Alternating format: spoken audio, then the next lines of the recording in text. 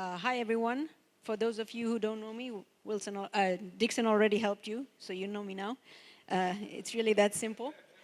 Thank you for everyone who came back after lunch. I know it's the last session, so some of you might be tired.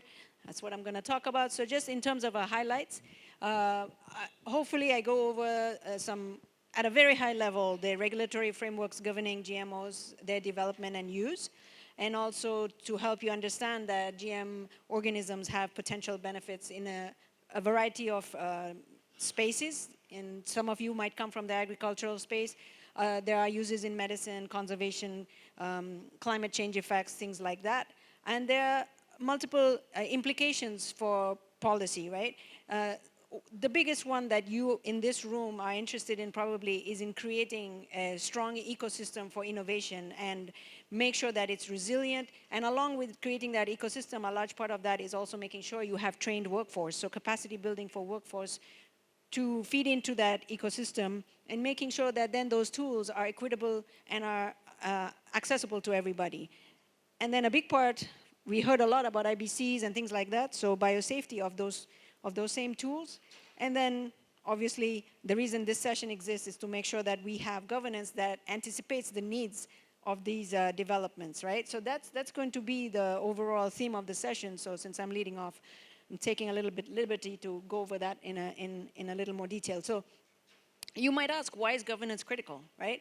Governance is required at all levels, local, national, regional, international. But the main point of having governance is, to look good? Okay, sorry, apparently I can't stand in front. I don't know. For those of us who are vertically challenged, I need a box, Dixon. So the main point of governance is transparency, so that people understand what is required and that the requirements are clearly defined. People know what they are so that they can do the right thing. They know what the right thing is. And it provides a level playing field so that all players, whether it's regulators, developers, scientists, whoever is interested in this space, they all understand the same things at the same time. And the primary goal is to get safe and effective tools to market, right? This is why governance is essential. And I took this image from OECD. So all the links are in the bottom of the slides, and I'm happy to share the slides later. Please don't take notes if you don't need to. It's not the point of this. So the whole point of this is that governance that is anticipatory, so there's something new coming up, and you're trying to get ahead of it in terms of governance. This is always a struggle, right? Science moves so fast, governance is always lagging. So things to think about is making sure that you are aligned with the ethics, the social and political, economic issues. You're guided by the right values, and that you are proactive and you engage all your stakeholders. So you have to be strategic, but also make sure that you have the proper stakeholder engagement. I know there are country representatives here who are asking, if we don't have the rules, we don't have the laws, where do we start, right? And I think Eric mentioned this. You have to make sure that you do the right stakeholder engagement, get all the viewpoints when you start to formulate your laws. It has to be inclusive, it has to be consensus-driven, and has to be responsible, right? So that's how you go about if you're trying to get together and create a governance structure for an emerging technology. This doesn't have to be just GMOs. Anything that's emerging, right? Anything that's new, anything where there are risks that are not known, anything where people have questions. So as I mentioned, governance needs to happen at all levels, international, regional, national, and local. Myself here, since I have Charles following me, I'm going to focus a little bit on international and regional, and I'll give you a few examples just to highlight that they are occurring, that there are activities taking place. This is not a vacuum when people come to you and say, oh, gene drives, we don't know anything about it, we don't know about the governance. It's not strictly true. It's not an empty space. A lot of work has happened already. And you've heard talks here today, so you know there's multiple structures, there's IBCs, there's ethics committees, there's a lot of oversight in every level, okay? So it's not like we don't have enough people watching this space. In terms of global governance, you've had numerous talks on CBD, so I won't go into the details of that. All I'll say is under the general umbrella of the United Nations, there are definitely two specific entities that have some impact in terms of GMO and gene-drive mosquitoes, engineered gene-drive mosquito oversight. One is the WHO, and the other is the UN Environment Program under which the CBD falls. And those numbers in those brackets are just the countries that have signed on to those protocols. Those are international treaties. They're acronyms, but by now you should know what they stand for. CP is Cartagena Protocol, NP is Nagoya Protocol, and NKL is Nagoya Kuala Lumpur Protocol. These are all subsidiary protocols to the Convention on Biological Diversity, right? Which has been around for quite a while. And as you can see, there's almost every country in the world has agreed to participate in in the CBD itself. So like I mentioned, if a country signs on, it makes it a member or a party. Most everybody is a member of the UN General Assembly, and then under that to the CBD. We have here in this room, I know I've seen some of you at COP, so you know how this works, some of you. In terms, again, I'm just going to go over high level because Charles is going to follow me and tell you a lot more detail. As I mentioned, the Cartagena Protocol on biosafety, the primary aim of that is oversight of living modified organisms. What we call GMO in this room, they call LMO. It's the same thing. And they say that LMOs are things that are created they result from modern biotechnology. The whole point of that is to make sure that you're looking at biodiversity, human health, making sure that their use and transfer is safe. There are 2 other protocols, as I mentioned, and those look at different aspects, but again, specifically dealing with GMOs. Okay, so engineered gene-drive mosquitoes would be GMOs, just so that we are sure that we are talking about the same things. There's all kinds of GMOs, and gene-drive mosquitoes are one type of GMO. And it's already agreed that this would fall within the purview of Cartagena Protocol. In terms of WHO, I want to tell you specifically with GM mosquitoes, not necessarily just gene drive, but GM mosquitoes in general. There are a lot of documents that the WHO has put out. I give you some as an example. These are all publicly available documents. You should have no trouble accessing them. The primary takeaway from this is that there is a suggested way to do the work to ensure biosafety and biosecurity, and that is that you start with research and development in a lab, and then you go to contained studies with large cage studies, small cage, large cage, and then you get to a point where you have to decide, with the country, of course, if you have the permit to go outside and do a field release, right? So as you can see, you have exposure to the environment increasing and containment decreasing, okay? But regulation stays throughout the process. I don't want to terrorize you with this big diagram on the side, but it's mainly to show you that there is a process. The WHO has thought of a process. There's actually 2 parts to it. One part is for things that they already have experience with, and the WHO has already assessed the public health value, and WHO looks at it from the beginning to the end. So from the research side all the way through testing, trial, and then production and marketing, like putting on the market, right? So there are things that the WHO already has a policy, so it may be an LLIN or something like that. That would go through one pathway, and gene drives being very new, they would have to first assess product safety, assess the public health value, and then once they do that, they have expert committees. Once they do that, and if they confirm it, then they will have a policy, and then it will go into the other pipeline where they have a policy, right? So it's not like people haven't thought about it. People have thought about it. People are working on it. There are expert committees. They meet at the WHO. They do this work. This is another group. Some of you have mentioned it already. Some of you know about it. This is the Organization for Economic Cooperation and Development. And what they do, they provide a service. And I know there are experts in this room. I don't know if Jonathan is here, but I remember Jonathan being on the writing committee.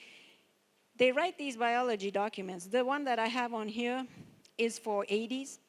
They are also working on at least 3 species of anophelines. Gambi should be out, God willing, by this year. Yeah, they've been working on it for a while, but it should be declassified, so it should be available to the public by the end of this year. The point of that document is it gives you all the details on the biology of the wild type, of the unmodified, so that you can use that to do your risk assessment. This is a free service they provide to you, so for the scientists to do the risk assessment. As a kind of a regional approach, I just want to give you this example of the EU. It's not a perfect example to the African context, but it's close. So you know the EU is many countries, so each nation has its own sovereign rights.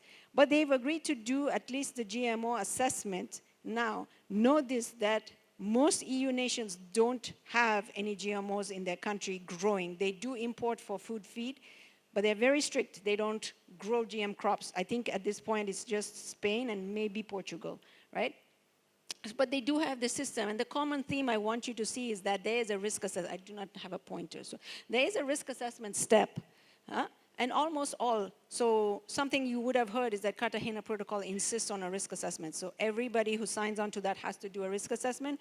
EFSA also does a risk assessment for the EU. So if you apply at the EU level, you apply to a country, a member state, they do an assessment, and then they ask EFSA to do a risk assessment. EFSA does the risk assessment and sends the opinion to the European Commission. And then there's a committee at the European Commission, and they can make their decision.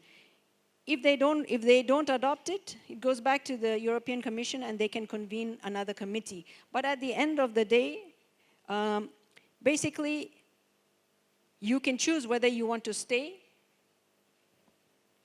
You can choose whether you want to adopt that decision from the European Commission, or you don't want to adopt that decision. So sovereignty is still maintained, but the main point is that there is a risk assessment done by an independent body, and there is decision making that happens, but you still have, so that's on the regional level, and then it goes back to the member states to make a decision.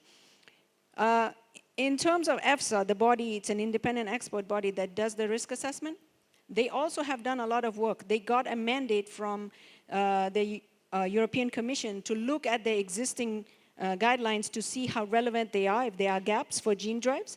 And they did say that for the most part, it would work, but there are some gaps that they need to collect some more information. And I've described some of the gaps that they mentioned in terms of modeling, experimental design, the potential for pathogens, infection, disease, and so forth, monitoring. And again, I show you the publication.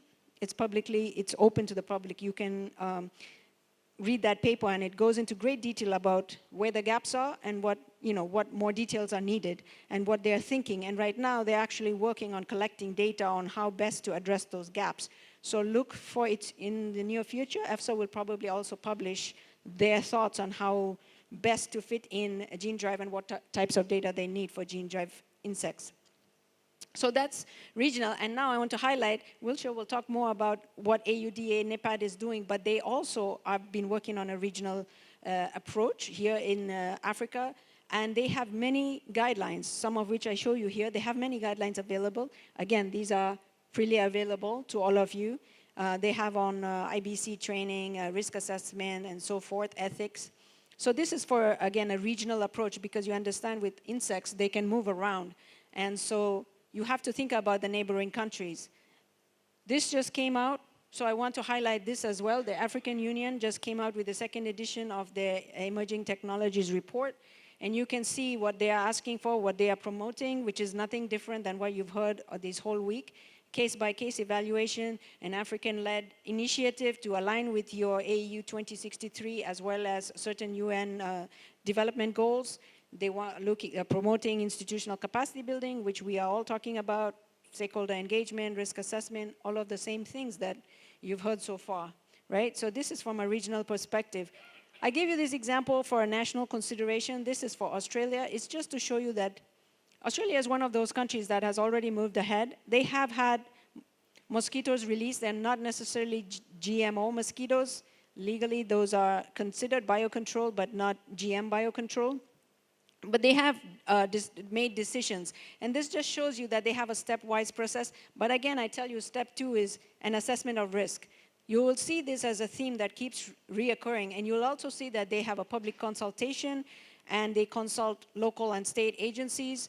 So they have a stepwise process, but it's very inclusive. And there are other ministries within them that make decisions along with them. So there's the veterinary products group, as well as if there's an import, they also have other import-related and forestry fisheries related for biosecurity and trade. But the main decision is made by the OGTR, which is the Office of the Gene Technology Regulator, okay?